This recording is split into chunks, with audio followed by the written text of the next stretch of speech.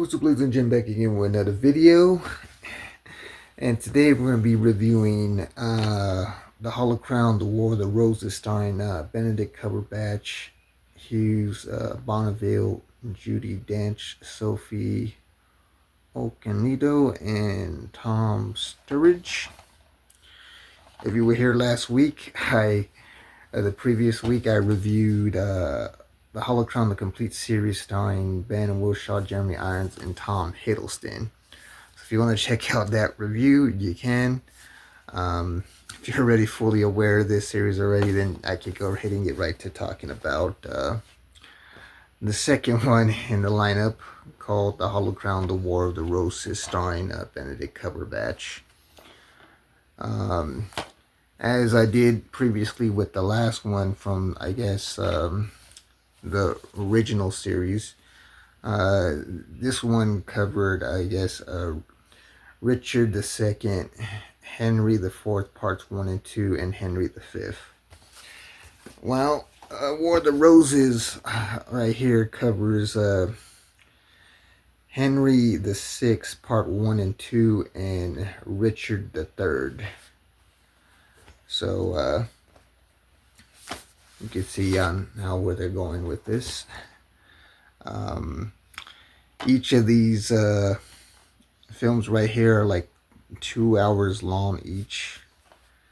Even says the runtime for like this one right here. All three of these were 2 hours long, and all three of the ones right here are also 2 hours long. So you get a good amount of watch time in with the works of William Shakespeare. So I'm going to go ahead and just read the plot line for a bit, and then I'm going to go ahead and talk more about it. These 3 screen adaptations, Henry VI in 2 parts and Richard III, tell the story of the War of the Roses, an exceptionally turbulent period in British history. Shakespeare's plays are filmed in the visually breathtaking landscape and architecture of the period. Starring Benedict Cumberbatch, Hugh Bonneville, Judi Dench, Michael Gabin, Sally Hawkins, Sophie Okonedo, and Tom Sturridge. These exhilarating and emotionally charged films feature some of Shakespeare's most elegant and powerful language. So that sums up, I guess, basically going over like the quick, I guess, plot line for each of the plays. William Shakespeare was real good at mixing fact with fiction, much like with today's Hollywood. When it comes to like biopics, they like to take historical fact and mix it with fiction for dramatic and entertainment purposes, which we see that with a lot of biopics, from back in the day all the way till present. And that's when you end up having to fact check, what was true and what was, specifically there for entertainment purposes. For example, when I was watching this series right here, they made King Richard III, have a hunchback and walk with a limp. And I had to do some fact checking on that. And apparently, William Shakespeare did that to, add dramatic effect and add more entertainment purposes to it. When really, I believe there was like an article published, I think in like 2012, when they dug up King Richard III's body, and I guess he had like sclerosis. But yeah, it basically debunks the whole myth of him being a hunchback and walking with a limp. But yeah, these aren't the only films that like to, the only, I guess, plays that got adapted to film that like to, take fact and mix it with fiction. You kind of see the same thing going on with the Gladiator movies. They're based off of historical figures, but then you see how the fiction is implemented to tell the story. But yeah, this is a pretty good, a good series. I know I enjoyed this one very much, the one with Ben Whishaw, Jeremy Irons, and Tom Hiddleston. So once I finished this, and I knew there was another one that came after that called The War of the Roses with Benedict Cumberbatch, I had to check it out because I've been really getting into William Shakespeare's work.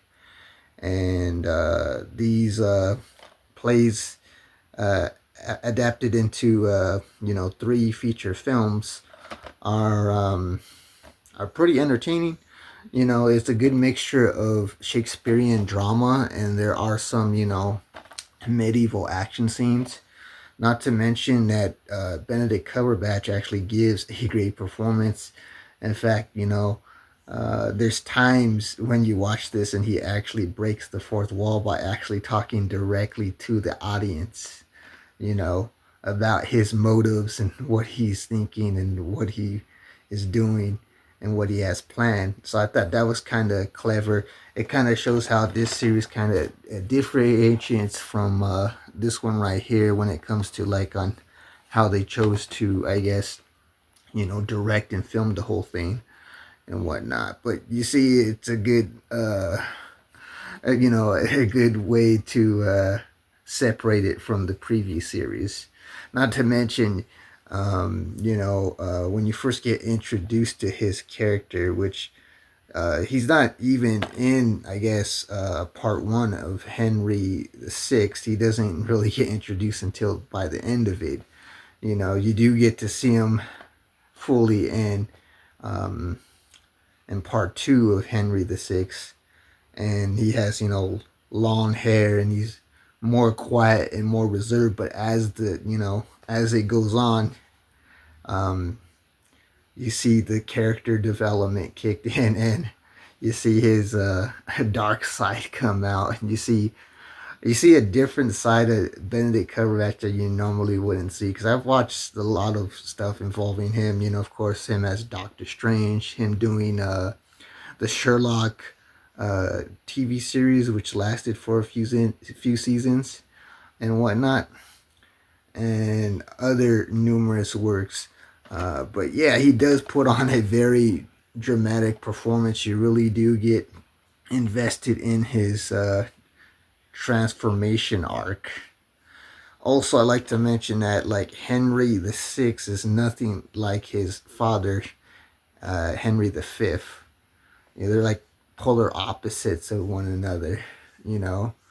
So you see how how Henry VI really couldn't tie in or have the same stronghold as his father Henry V and whatnot, because he was very, very timid, very passive, where Henry V, who was played by Tom Hiddleston, he went from being this flamboyant person that likes to go ahead and drink and party, but then once he started wearing the crown, he became less of a party goer and more of a person focusing on keeping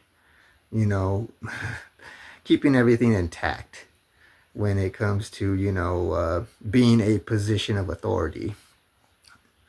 But when it came to his son Henry VI taking over, it seems like everything kind of crumbles apart because he's nothing like his father whatsoever. It's like a night and day between Henry V and Henry VI. And then, like I said, you get introduced to Richard III on part 2 of Henry VI, and then it ends with Richard III on there. So you see his character arc and how he's wanting to get the crown for himself and whatnot, and you see how they shape his backstory and character development. But yeah, I did watch this series. It's so Benedict Cumberbatch actually does very good as the lead, and you see his transformation take over completely. How he started out, and then how his story comes full circle and whatnot. But it makes me want to check out more of, I guess, other Shakespeare's work and whatnot. A long time ago, I used to own a William Shakespeare playbook. It was like a pocket sized one. I don't know what happened to it. I can't even remember the name of it, but it had like a number of plays on it. I remember reading a few pages, but I didn't really delve deep into it back then.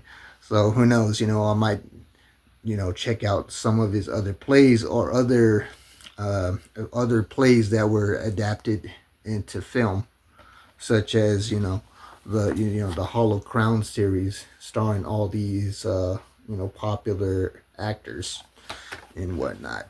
So if I give my final grade for the Hollow Crown, The War of the Roses, starring Benedict Cumberbatch and company, I give it an A. Have you guys seen the Hollow Crown series right here? Do you guys like it? Are you guys a fan of William Shakespeare? Are there any other works of William Shakespeare that you like that has been adapted into film or television? Or do you have a favorite William Shakespeare play yourself? Or are you afraid? Are you a fan? Are you a fan of any of these actors like Ben Whishaw, Jeremy Irons, Tom Hiddleston, or Benedict Cumberbatch? Let me know. Comment below if you want to see more reviews like this. I have a whole catalog you can check out here on the channel, as well as other similar content such as my DVD and Blu-ray haul videos, my unboxing videos, my Fun Adventures YouTube vlogs, as well as a whole playlist of other fun content you can check out here on the channel. So if you want to stick around for more, then make sure to like, share, comment, and subscribe. And I'll see you guys around for next video. I got a day now. Peace.